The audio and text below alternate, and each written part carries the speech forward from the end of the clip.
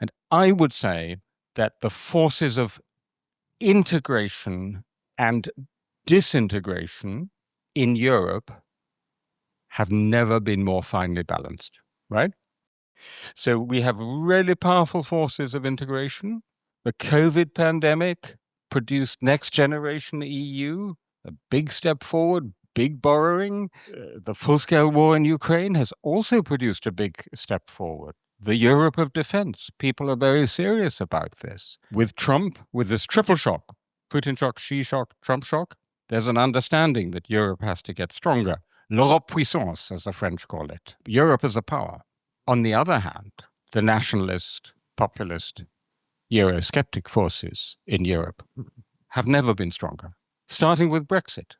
A major European state, one of the biggest defense and policy and security powers, leaves the EU, unheard of. Fratelli d'Italia, Giorgia Meloni in Italy.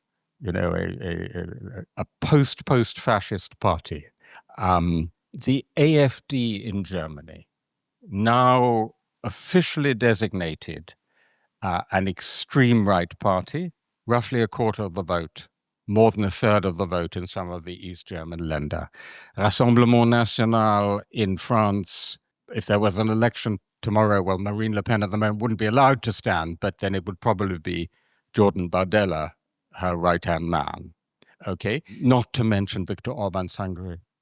Not to mention Robert Fico, who's off to Moscow on the May the 9th to join Xi Jinping and President Lula and Putin. So you will then have Hungary, Slovakia, forming this kind of populist nationalist group within the European Union.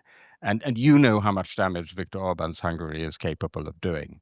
So I would say the forces of integration and disintegration have never been so finely balanced. Let's come back in 2029 and see who's won.